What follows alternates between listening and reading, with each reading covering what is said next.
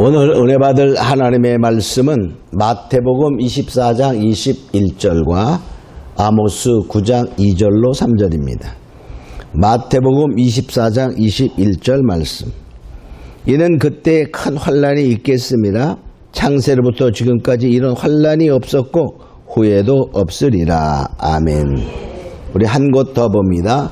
아모스 9장 2절로 3절입니다. 아모스 9장 2절 말씀. 저희가 파고 음부로 돌아갈지라도 내 손이 거기서 취하여 낼 것이요 하늘로 올라갈지라도 내가 거기서 취하여 내릴 것이며 갈멜산 꼭대기에 숨을지라도 내가 거기서 찾아낼 것이요 내 눈을 피하여 바다 밑에 숨을지라도 내가 거기서 뱀을 명하여 물게 할 것이요. 아멘. 오늘 은혜 받을 말씀의 제목은 전번 주일에 이어서 종말 세계 전쟁 직전에 일어날 사건 두 번째 시간입니다. 우리가 마지막 인류 종말의 전쟁이 일어나기 직전, 직전이라는 말은 제가 시간적으로 표현해 본다면 약 3, 4년이다 그렇게 말했습니다. 자, 그래서 우리가 지난주에는 종교적인 면을 살펴보았는데 이번 주에는 자연적인 현상, 자연적이며 사회적인 그러한 부분, 또한 의학과 과학적인 발달 부분을 우리가 살펴보면서 과연 성경은 그것을 어떻게 말하고 있나를 살펴보도록 합니다. 우리가 땅에서 일어나는 일, 즉 세상에서 일어나는 일들은 하늘 영계의 움직임과 깊은 관계가 있음을 알 수 있습니다. 욥기서 1장과 2장에 보면 욥이 큰 환난을 당하게 됩니다. 그런데 욥이 환난을 당한 이유는 하늘에서 어떠한 사건이 있었어요. 어느 날 하나님 앞에 하나님의 아들들이 모였고 또 사단도 그곳에 왔다 이렇게 말합니다. 그래서 하나님께서 묻습니다. 사단에게. 내가 어디를 다녀왔냐? 예, 세상을 두루 다니며 왔지요. 그럴 때에 하나님께서 사단에게 말합니다. 내 종 욥을 보았느냐? 그처럼 나에게 정직하고 순전한 자가 없도다. 이렇게 말하니까 사단이 대꾸합니다. 아이고 하나님, 그가 그냥 하나님을 경외합니까? 절대로 그렇지 않습니다. 그가 가진 복의 복을 주고 자녀의 복을 주고 부의 복을 주고 건강의 복을 주고 다 복을 주었으니까 하나님을 경외하고 우리가 예배하고 믿음 있는 것 같지요. 그래? 아니야. 하면서 그 모든 것을 허락하게 됩니다. 그것을 다 빼앗아 보세요. 그가 아마 하나님을 욕하고 죽을걸요. 이렇게 말하는 것을 그럼 네가 한번 해봐. 했어요. 그래서 결과적으로 그 하늘의 이야기 때문에 욥은 환난이 닥쳐옵니다. 하루에 재산을 다 잃어버립니다. 자식도 죽습니다. 이런 고통 가운데 나중에는 또 뭡니까? 그래도 하나님을 경외하지 하는 마음을 변치 않고 주신 이도 하나님이요 가져가신 이도 하나님이시니 하며 하나님을 경외하는 모습을 보게 됩니다. 그 다음에 또 뭐합니까? 그의 몸을 쳐보세요 라고 말하니까 하나님도 그것도 허락합니다. 그래서 온몸에 정말 병이 들어가지고 얼마나 가려운지 기와장을 가지고 긁었다 이렇게 말합니다. 아내가 또 도망갑니다. 그런 어려운 상황 속에서도 그는 하나님을 떠나지 아니하고 믿음을 지킨 그 모습을 보게 됩니다. 물론 결론은 그가 갑절에 축복을 받았다 이렇게 말합니다. 근데 지금은 그거 초점이 아니라 하늘에서 어떠한 사건이 일어나면서 그 사건 때문에 지상에서 그런 일이 전개되었다는 사실입니다. 또 하나는 다니엘서 10장에 보면 다니엘이 큰 전쟁에 대한 이상을 보고 그것 때문에 고민하면서 깨달으려고 기도합니다. 막 기도를 하는데 21일째 되는 날 응답이 오게 됩니다. 근데 그때 20일이 왜 21일이었냐라고 전달자가 말할 때 이렇게 말합니다. 내가 처음 기도하는 깨닫고자 처음 기도하는 첫날에 하나님께서 들으셨는데 내가 그 소식을 가지고 오는데 공중에서 바사 국군이 막아서 내가 올 수가 없었다. 그러니까 거기서 머물러 있는데 미가엘 천사가 도와 이제야 왔노라 하며 소식을 전합니다. 그게 뭐죠? 다니엘이 21일 동안 응답이 못 오고 있었던 것은 바사 국군. 거기서는 그 시대가 바사라는 나라가 다스린 시대야. 그래서 바사의 그 나라라는 날의 군, 임금, 즉 사단이 막아서 그런 말입니다. 결과적으로 이 하늘에서 일어나는 사건 때문에 세상에서 어떠한 것이 일어난다는 사실을 우리는 성경이 말하고 있습니다.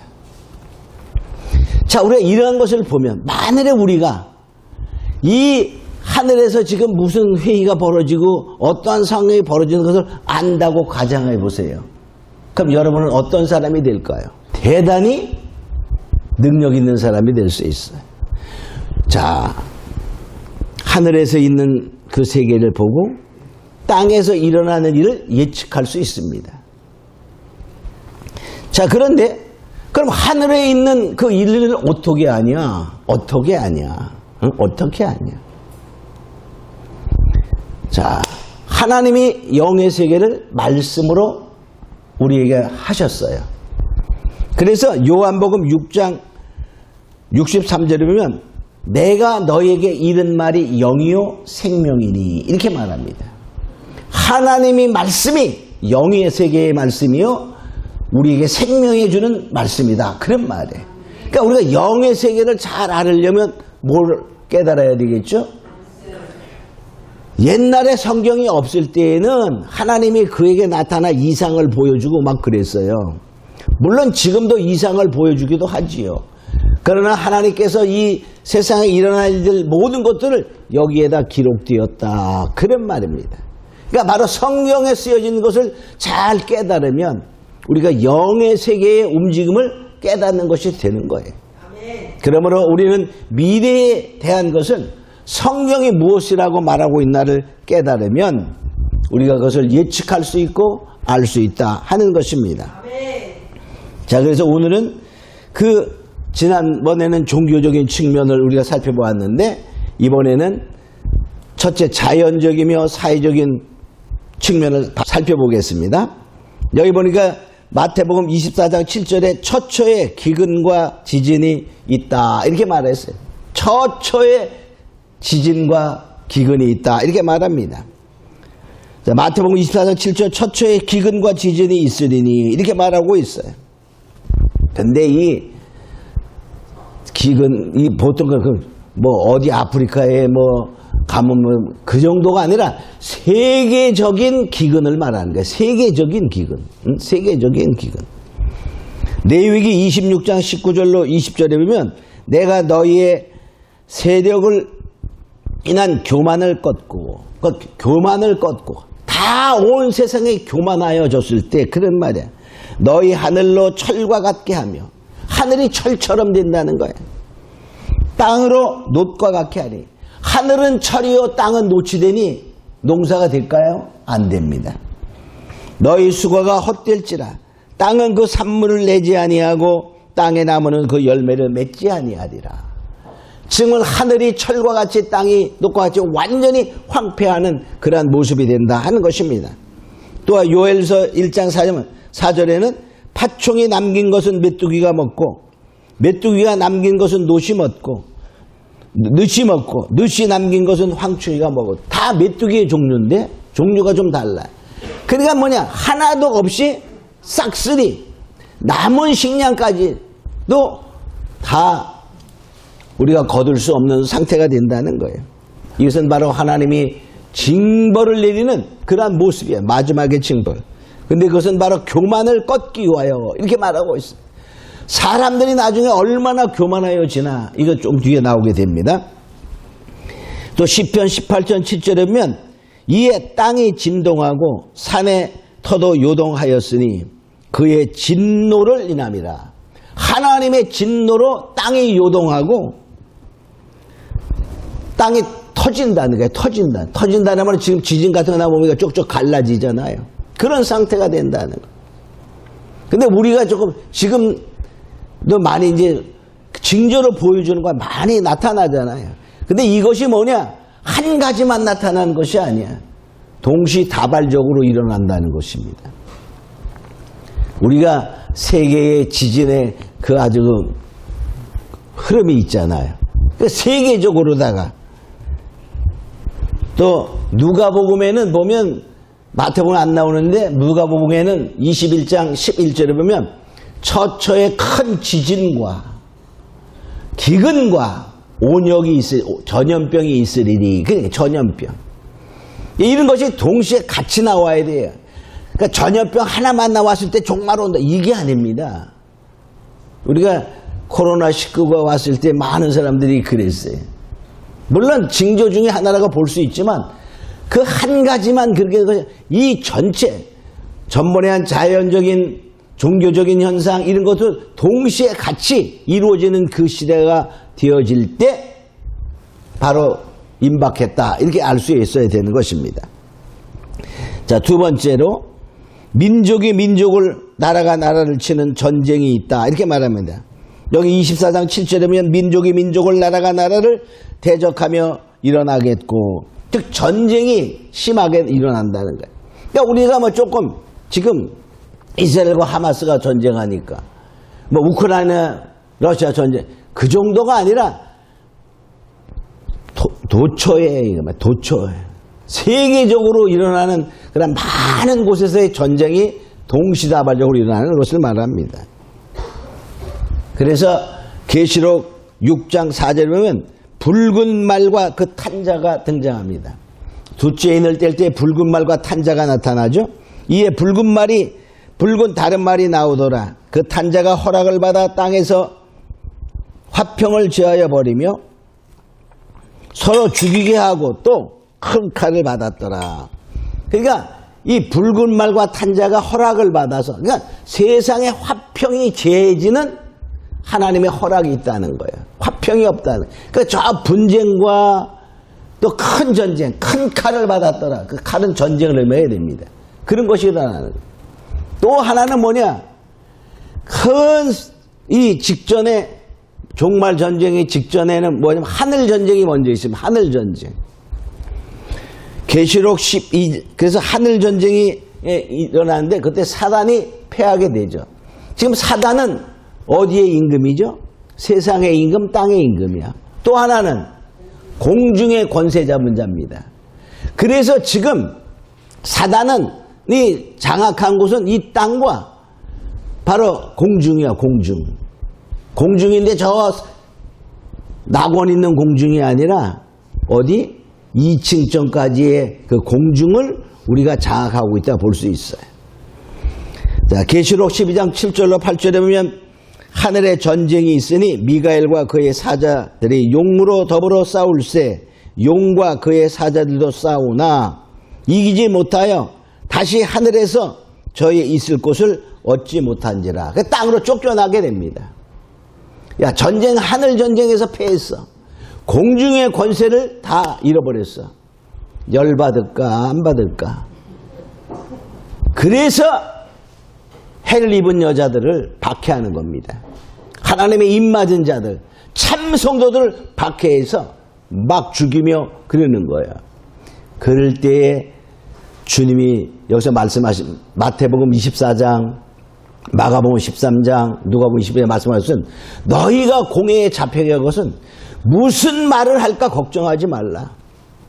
다 말할 것을 너희에게 주리라. 이렇게 말씀하신 것이 그렇게. 그러니까 그때 믿는 참 성도들은 두려워할 필요가 없다는 거야. 왜? 하나님이 책임지시겠다. 이렇게 말씀하고 있기 때문인 것입니다.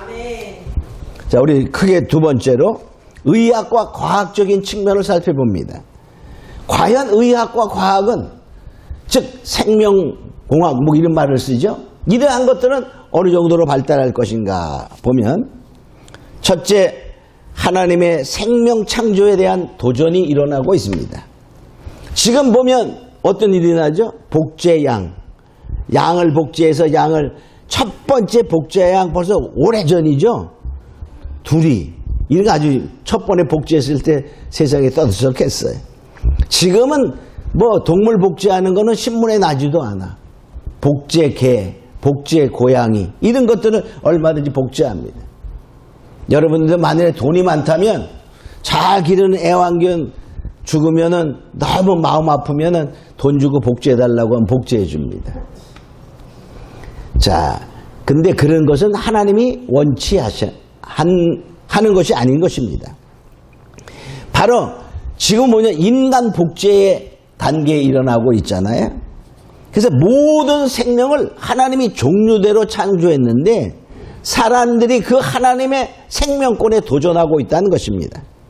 창세기 1장 25절이면 하나님이 땅의 짐승을 그 종류대로, 육축을 그 종류대로, 땅에 기는 모든 것을 그 종류대로 만드시니 하나님 보시기에 좋았더라. 하나님이 종류대로 다 만들었는데 사람들은 잡종을 또 만들어내잖아. 그죠?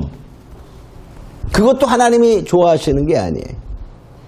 그러나 그 잡종은, 그러니까 만일에 두 다른 동물이 이렇게 교미해가지고 낳은 그 생명체는요, 그 생명체 하나로 존재하는 거지 그것이 생산하거나 그러지는 못합니다.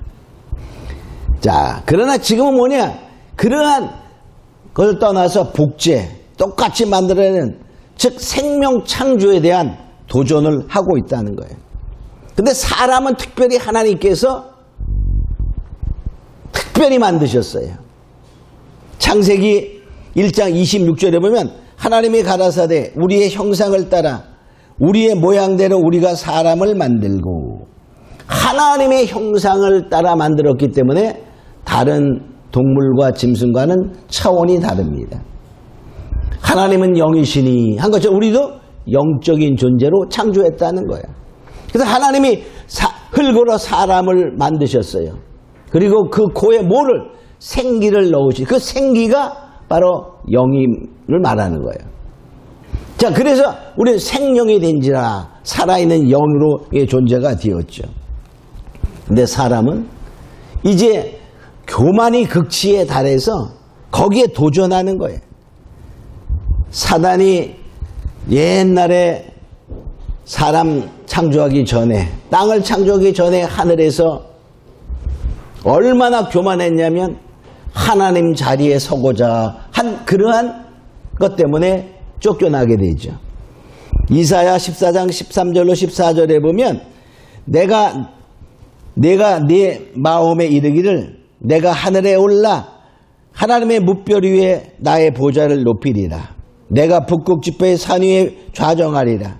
가장 높은 구름 위에 올라 지극히 높은 자와 비기리로다 하도다. 바로 이 계명성이라고 나오는 루시엘이 뭇별 위에 서서 내가 지극히 높은 자, 즉 하나님과 비기리, 내가 하나님이 되리라, 그렇게 말했어요. 이것은 결과적으로 교만의 극치였어요. 그래서 하나님이 그를 깊은 구렁텅이 흑암에 떨어지게 만들었던 사실을 알 수 있죠. 바로 우리는 이 인공지능, 이제는 인간 복제에다가 인공지능, AI 이런 거를 접목합니다. 이제 더 발달돼서. 그렇게 하면 뭐죠? 영원히 살 수 있는 존재도 만들 수 있고 아주 똑똑하고, 그래서 결과적으로 뭐냐, 우리 하나님의 생명의 창조에 새로운 어떠한 생명체까지 만들어낼 수 있다. 이렇게 그러면서 영원히 살 수 있는 유토피아를 꿈꾸고 있지요. 계시록 13장 5절에 보면 이렇게 말합니다. 저가 권세를 받아 그 짐승의 우상에게 생기를 주어 그 짐승의 우상으로 말하게 하고, 그러니까 우리가 짐승을 적그리스도 그 우상을 만들어 거기다가 무엇을 넣어서 뭘 만들어? 말도 하고 다 인간처럼 만들어낸다는 거예요. 우리가 옛날은 그 말을 이해할 수가 없었어요. 그죠? 어떤 기계가 이렇게 돼가지고 거기서 이제는 인간과 똑같이 만들어서 그보다 더 똑똑한 그러한 자들을 만들어서 얼마든지 말하게 하는 거 너무 쉽잖아. 그죠? 지금은 자, 우리가 이 자동차를 많이 쓰는 내비게이션만 봐도 거기서 다 말해줘요. 그죠? 아주 그냥 요리 가라 저리 가라 그렇게 어떻게 잘하는지. 그죠? 사람이 만약에 그걸 외워서 한다 그래봐 못합니다. 자, 우리가 그러한 시대 인간 생명체에 도전하는 그보다 더 나은 그러한 유토피아를 이루는 그런 세상이 곧 온다 이렇게 말합니다. 그런 거를 아주 발전하기 위해 애쓰는 단체가 세계경제포럼이라는 거예요. 세계경제포럼은 세계의 석학들, 아주 똑똑한 사람들,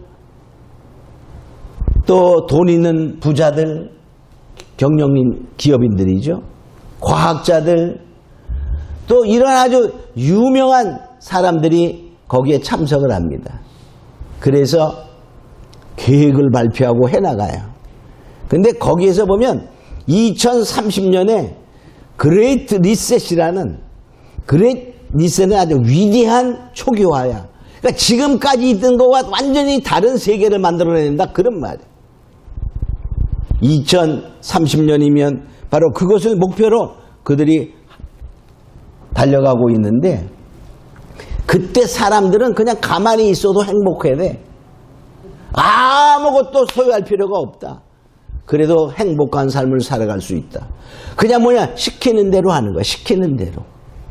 그러나 그것은 결과적으로 자유의지를 준 하나님의 형상을 본받아 만든 우리에게는 행복이 아니라 고통이 다가올 수밖에 없다는 사실인 것입니다. 또 그 단체의 고문 역할, 자문 역할을 하는 사람 중에 아주 젊은이가 있어요. 그 젊은이의 이름은 유발 하라리인데 유대인이야. 유대인.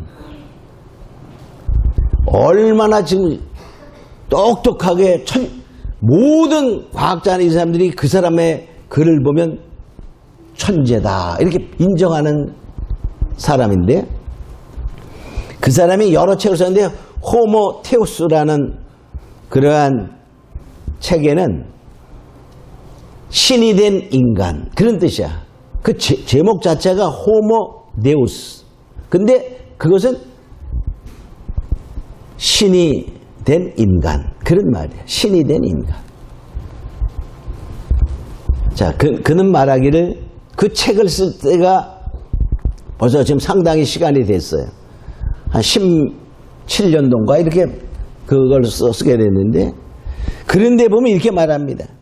21세기 최고의 기술은 인간 존재에 대한 해킹이다. 인간의 모든 정보를 해킹해서 만드는 거야. 근데 해킹해서 만들어서 그보다 더 좋은 존재를 만들어내는 거죠. 그래서 그는 이렇게 말, 생명체를 해킹함으로 엘리트는 미래를 위해 그 생명체를 다시 엔지니어할 수 있다. 그가 그 쓸 때니까 지금부터 한 5, 6년 전이라고 보면 향후 10년 내에 인공지능과 바이오테크놀로지라는 말은 생명공학이다 이렇게 말하면 돼. 생명을 연구하는 그러한 기술적인 학술이죠. 우리는 하나님 같은 능력을 소유하게 돼요. 생명을 다시 변화시킬 수 있는 그런 걸 할 수 있다 이렇게 발표하고 있습니다. 근데 그는 동성애자입니다. 이 사단이 그런 자들에게 놀라운 지혜를 주는 거야. 놀라운 지혜를 주는 거야. 근데 지금 이스라엘에서 살고 있어. 이스라엘 그 옛날 지금은 예루살렘이 트럼프 때 수도로 정해졌잖아요. 근데 실제적인 수도 역할을 하는 도시는 델아비브죠. 옛날에. 그 델아비브는 타락의 도시입니다. 세계의 동성애자들이 모여서 동성애 축제를 하는 그러한 도시가 델아비브야. 참 이 모략이 하나님의 그것이 놀라운 거야. 그럼 동성애자인데 거기서 어떻게 사냐?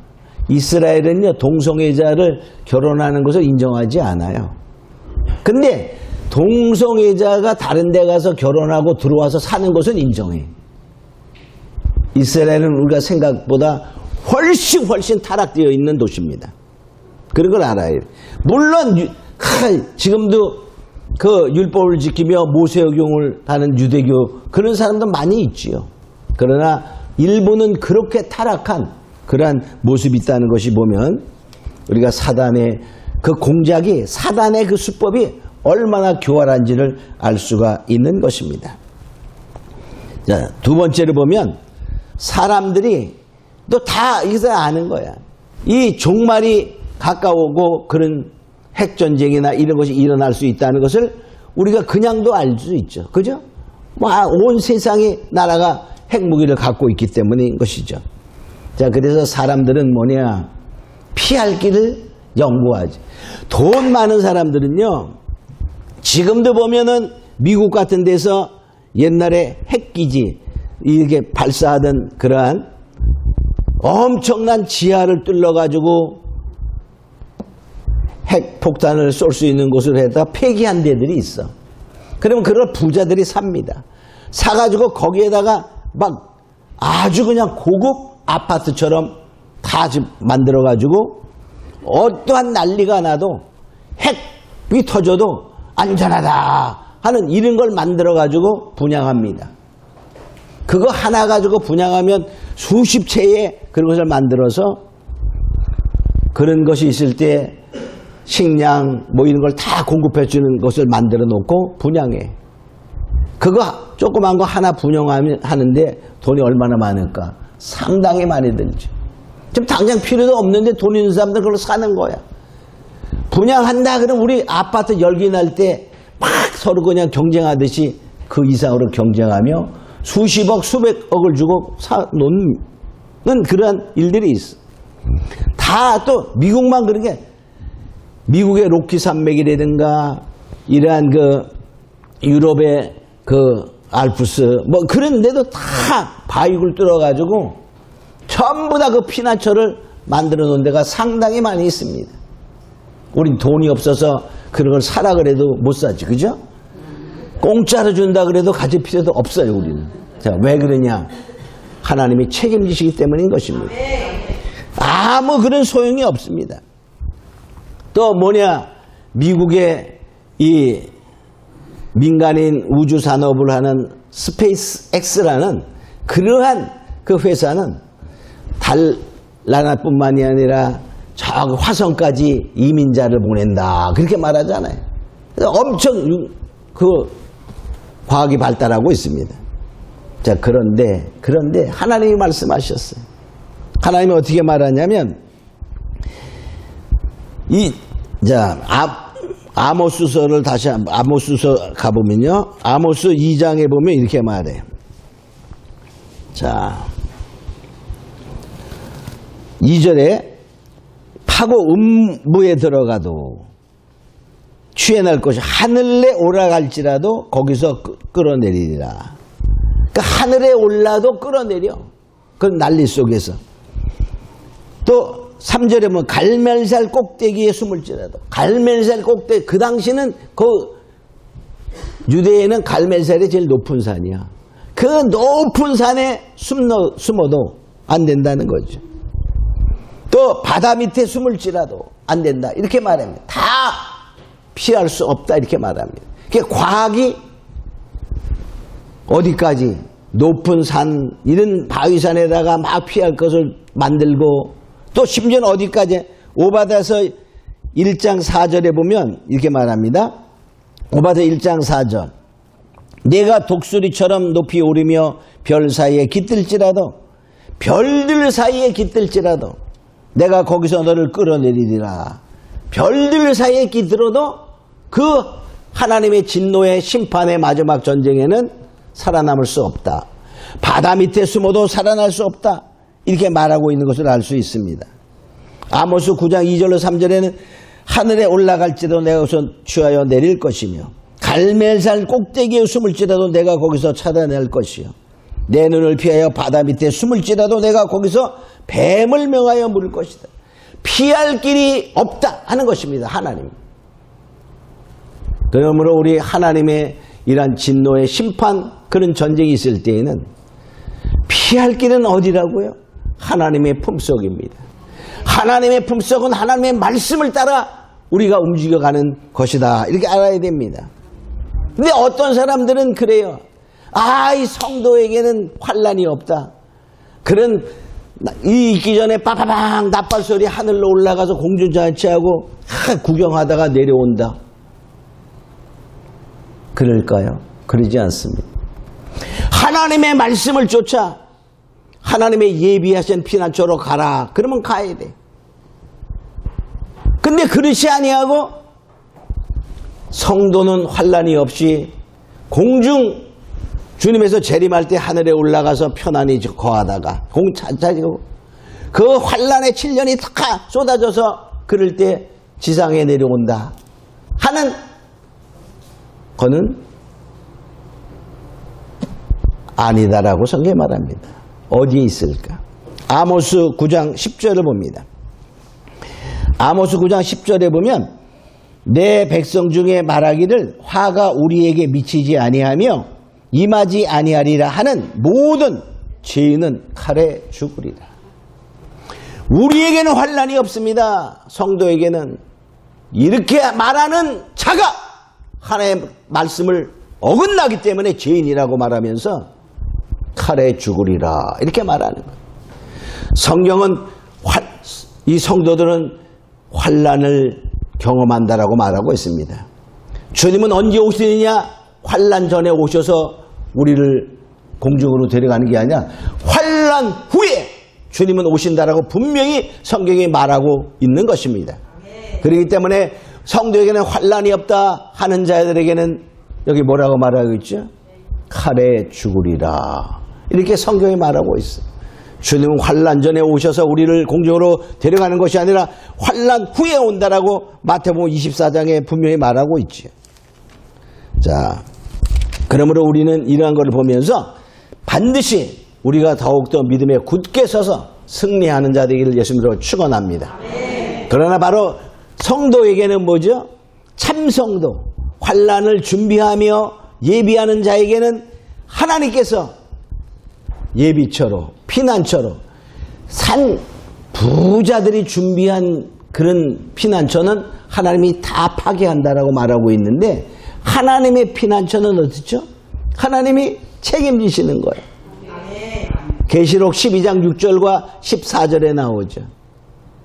우리 그것을 읽고 마치도록 합니다. 계시록 12장 6절 한번 봅니다. 그래서 말씀을 그대로 믿고 살아가는 자들에게는 하나님께서 정말 피할 길을 주시고 하나님이 보호하신다. 이렇게 말합니다. 12장 6절 다 같이 한번 읽어보겠습니다. 시작. 그 여자가 광야로 도망하며 거기서 1260일 동안 저를 양육하기 위하여 하나님이 예비할 곳이 있더라. 하나님이 그래서 바로 말씀을 정확히 알고 이게 바로 영의 세계를 지금 말하고 있는 거예요. 그거를 믿고 그대로 행동하면 하나님의 책임지는 알고 우리 반드시 그러한 일이 있을 때 승리하는 자 되기를 축원합니다. 우리 정말 그러한 자 되기를 위해서 기도하겠습니다. 다 같이 동서로 잠깐 기도합니다. 고마우신 아버지 하나님 감사합니다. 이제 오늘은 정말 마지막 전쟁에 일어나길 직전에 그러한 면에 자연적이며 사회적이며 의학적이며 과학적인 측면을 살펴보았습니다. 이제 이것이 다 이루어지는 단계에 있는 것을 알고 우리는 더욱더 믿음의 준비, 깨어있는 자가 되어 그날에 하나님의 인도하심을 받아 예비처에서 보호받는 놀라운 은혜의 사람들이 다 되게 하여 주시옵소서. 감사하고 믿사며 예수님의 이름으로 기도합니다. 아멘.